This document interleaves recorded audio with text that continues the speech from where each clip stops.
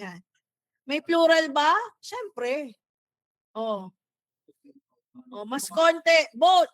Ilan pag both? Few. Basta marami. Basta more than one. Diba? Konti, pero still more than one. Fewer. Many. Others. Several. Ha? Dati may sumagot 7 eh. Hindi walang ganun When you say several, marami rin yun. So these are the examples. Okay? Now, may singular, may plural. Meron bang ma'am depende? Sila, his, ba? Ganyan. Pwede. Siyempre. Alright. Ano yun? All, any, more, most, none, some.